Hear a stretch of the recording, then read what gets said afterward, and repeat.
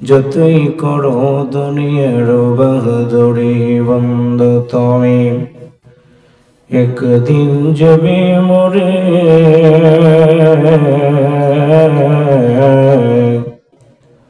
মসজিদের ওই পালকিনে রাখবে তোমায় মাটির গড়ে নাই কষাতি নাই কবাতি এমনই একটি ঘর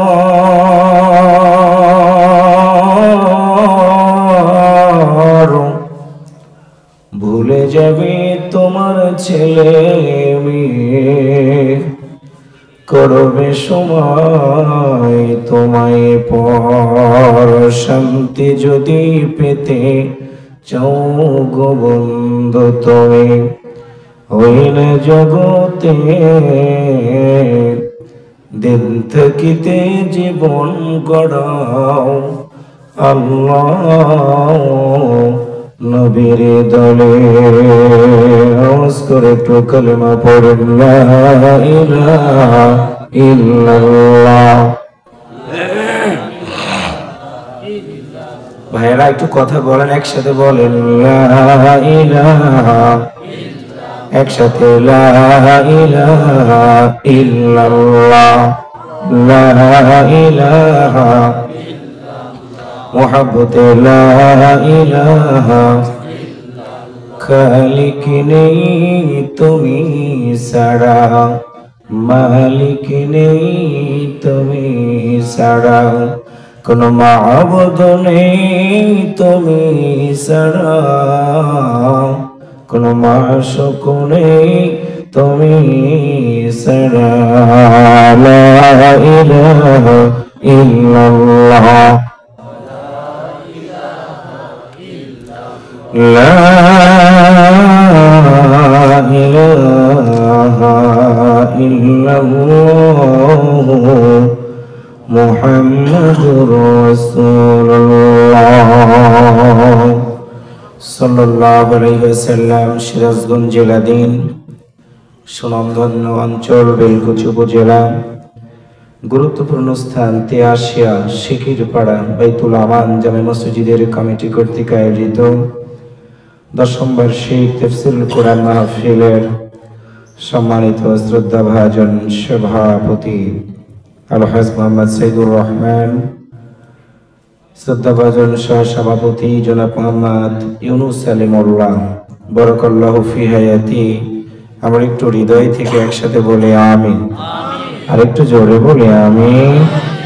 সুযোগ্য উপস্থাপক জনাব মোহাম্মদ আব্দুল খালেক মোল্লা, আজকের এই মাহফিলে প্রধান অতিথি হিসেবে উপস্থিত থাকার সদাই সম্মতি জ্ঞাপন করেছেন আলহাজ মোহাম্মদ আব্দুল মজিদ প্রামাণিক।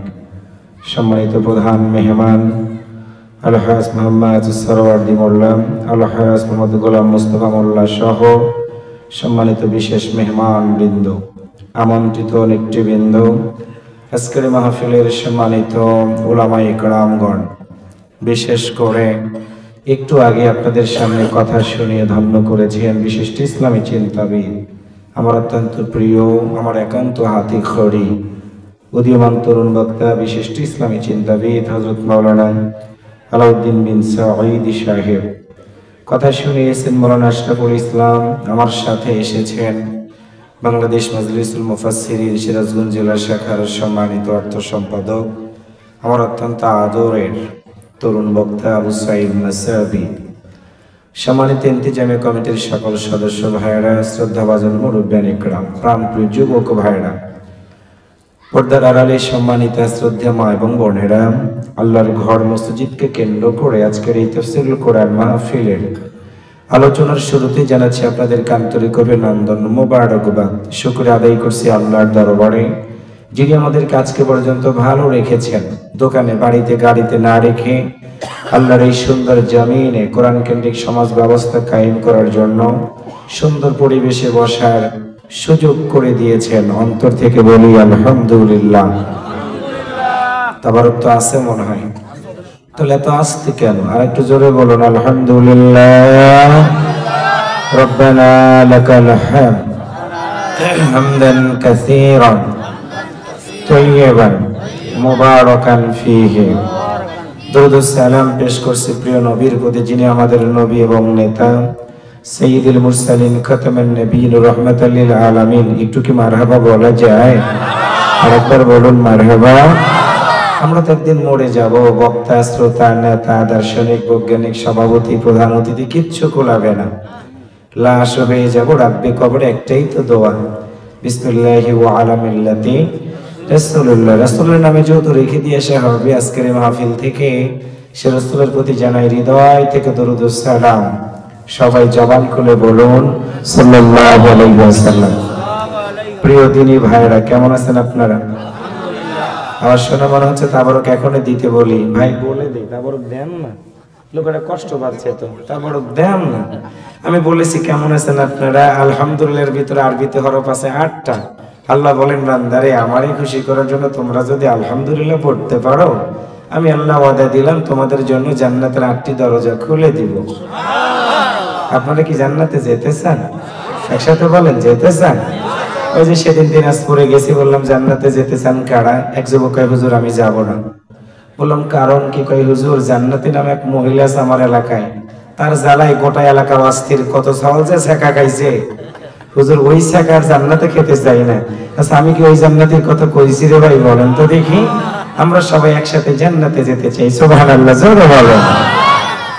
শুরুতে ধন্যবাদ জানাচ্ছি ইন্তেজামিয়া কমিটির সদস্য ভাইদেরকে, যারা এত সুন্দর আয়োজন করলো। আবার আপনারা ইচ্ছা করলে মেলাতে থেকে খাবার খেয়ে চা বিড়ি খাইয়া বাড়িতে বসে থাকতে পারতেন, কিন্তু না, যে কোরআনের মাহফিলে সুন্দর করে বসে আছেন। আপনাদের সবাইকে আন্তরিক ধন্যবাদ জানিয়ে আল্লাহর ঘর মসজিদ, সেইটাকে মাথায় রেখে কোরআনুল কারীমের সূরা নিসা থেকে একটা আয়াত তেলাওয়াত করেছি।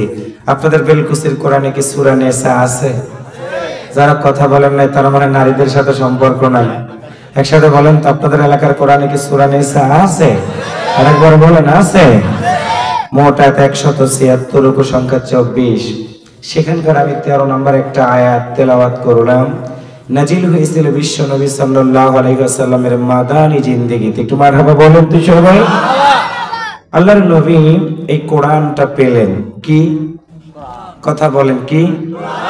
40 বছর পর্যন্ত নবীর কোনো শত্রু ছিল না। 40 বছর পর্যন্ত নবীর উপরে নামাজ ফরজ ছিল না। আমাদের জন্য 7 বছরে নামাজ ফরজ, কিন্তু 40 বছর পর্যন্ত নবী নামাজ ফরজ ছিল না, কারণ কোরআন নাজিল হয় নাই। 40 বছর বয়সে পেয়ে গেলেন কোরআন, ডাক দিলেন মানুষগুলোকে, এসো, বাদ দাও ওই আতা ছাতা, বাদ দাও খেতা নেতা, বাদ দিয়ে যে আল্লাহ সৃষ্টি করেছে তার কাছে আসো। লোকেরা বললো, আব্দুল্লাহর বেটা, 40 বছর তো তোমাকে ভালোই জেনেছি, তোমার নাম আব্দুল্লাহর বেটা মুহাম্মদ, আমরা তোমাকে আদর করি, ভালোবাসি। 40 বছর পর্যন্ত কোনোদিন তো এইভাবে আমাদেরকে হাতছানি দিয়ে ডাক দেয় না, হঠাৎ করে তুমি কি ওহী পেয়ে গেলে তারই কথা আমাদেরকে বলতেছো। আমরা তো লাত মানাত যার পূজা করি, ওটাই তো ভালো। কাবা শরীফ উলঙ্গ হয়ে তওয়াফ করি, তুমি আবার বলতেছো না কাবা শরীফের ভিতর উলঙ্গ হয়ে যাওয়া যাবে না, ফরজ বিধানগুলো মেনে চলতে হবে। তুমি যে একটা কোরআন পেয়ে গেছো, এইটা আমরা মানতে পারবো না। তুমি তোমার জায়গাতে থাকো, আমি আমার জায়গাতে থাকবো। তবে একটা কথা বলি, শোনো, 40 বছর বয়স পর্যন্ত তোমাকে মারি নাই, তোমাকে ধরি নাই, তোমাকে দুঃখ দেই নাই, কষ্ট দেই নাই, আদর করেছি। সাবধানে থাকবা। 40 বছর বয়স হয়ে গেছে, পেয়ে গেছো কোরআন, বেশি কোরআনের দাওয়াত দিবা না, তাহলে কিন্তু তোমার সাথে আমাদের ভালো সম্পর্ক থাকবে না। 40 বছরের সম্পর্ক যদি ঠিক রাখতে চাও, তাহলে কোরআন থেকে দূরে রাখো। প্রস্তাব দিল আবু জাহেল। একসাথে বলেন কে? আরেকবার বলেন। বেলকুসি থেকে কারো নাম আবু জাহেল আছে? ভাই কি আছে? কি সাংঘাতিক এলাকা! কারো নাম কি আবু জাহেল আছে? নাই। রাসূলকে বলেন, আবু জাহেল শোনো, 40 বছরের সম্পর্ক কিন্তু থাকবে না যদি কোরআনের দাওয়াত দাও। রাসূলুল্লাহ বললেন, হে আবু জাহেল, উতবা, সাইবারা, তোমরা শুনে রাখো, 40 বছর কোরআন নাজিল হয়নি, দাওয়াত দেই নাই। কোরআন নাজিল হয়ে গেছে, দাওয়াত দিলাম। মানবা কি মানবা না সেইটা আমার চিন্তা না, আমার চিন্তা হলো বাল্লি পৌঁছে দিব, তোমরা গ্রহণ করবে কি করবে না। তবে সুন্দর দুটি কথা। 1 নাম্বার, ইন্না বাতশা রাব্বিকা লাশাদীদ, মনে রাখবে আল্লাহর পাকড়াও বড় শক্ত। 2 নাম্বার হলো আমার ডাকে সাড়া দিয়ে কোরআন মেনে যদি জীবন চালাও, কথা দিলাম আল্লাহ তোমাদের জান্নাত দিয়ে দিবে। সুবহানাল্লাহ, জোরে বলেন। আর যদি না শোনো, আল্লাহ সেটাও বলেছেন জাহান্নামে তোমাদেরকে পাঠাই দিবে, যেটা খুশি সেটা রাখো, আবু জেহেল গেল রেগে, কারণ দুইজন ভাই, ও ভাই এই যে ভাই ভাই কি ব্যাপার, বিলকিসের লোকদের এত ডায়াবেটিস, ওর শুরুর আগে ডায়াবেটিস শুরু হয়ে গেছে। কি সুন্দর এলাকা, দই খাই বেশি তো, আর বেলকুচির দই তো খুব মিষ্টি। আজকে অবশ্য আমার কিন্তু খাওয়াই নাই, সারা দেশে বলে দেবো আমি, বেলকুচি গেছিলাম দই খাওয়াই নাই। আমি 12টায় মোনাজাত দিই, আপনারা সব জানেন।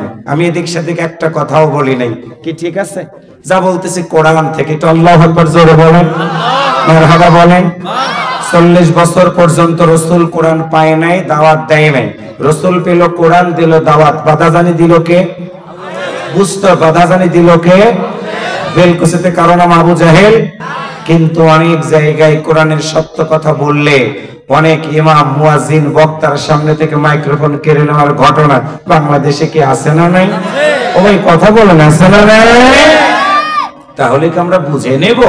রসুলকে 40 বছর পর্যন্ত যারা শত্রুতা করলো না, কোরআনের কারণে শত্রুতা করলো আবু জাহেল, ঠিক এই কোরআনের দাওয়াত দেওয়ার কারণে, যাদের মতের সাথে গরমিল হওয়ার কারণে বক্তা, ইমাম, শ্রোতা, সভাপতির সাথে দুর্ব্যবহার করে, পদাধিকার বলেই তারা আবু জাহেলের দলের লোক। কথা বলেন ঠিক কিনা? আমাদের কাজ কি? সেই কাজটার জন্যই আজকে আমার আলোচনা। কি কাজ? আল্লাহ বলেন তিলকা হুদুদুল্লাহ, শোনো, মানো, সীমারেখার বাইরে যাবা না। মসজিদের সাইড দেয়াল সুন্দর করে আমরা ইমামকে সামনে দিয়ে নামাজ পড়ি, মসজিদের বাইরে দাঁড়াই না, সামিয়ানা টানাইলাম, চারপাশে বেড়া দিলাম, সীমানা নির্ধারণ করলাম। এখানে যারা বসে আছে তাদেরকে বলবো মাহফিলে বসে আছে, আর যারা মাহফিলের বাইরে দোকানে, আমার বলবো তারা মাহফিলের বাইরে আছে। তার মানে এই সীমার ভিতরে নাই। কথা ঠিক আছে না ভাই? আল্লাহ বলেন সীমা মানবা, মসজিদে ঢুকবা, সীমা মানবা, আল্লাহর আইনের পক্ষে থাকবা, সীমা মানবা, সৎ লোকের শাসন চাবা, সীমা মানবা, সুদ থেকে দূরে থাকবা, সীমা মানবা, ঘুষ থেকে দূরে থাকবা, সীমা মানবা, যার যার ভোট এসে দিবা। একটু কথা বলেন ঠিক না? এইগুলো যখন মানবা না, আমি আল্লাহ বললাম তোমাদের জন্য বিপদ হবে, মুসিবত হবে। এমনও হতে পারে থাপ্পড় খায়া দুনিয়া থেকে বিদায় হবা, পরকালে ফেরেশতারা পাড়ায়া পাড়ায়া জাহান্নামে দিয়ে দিবে।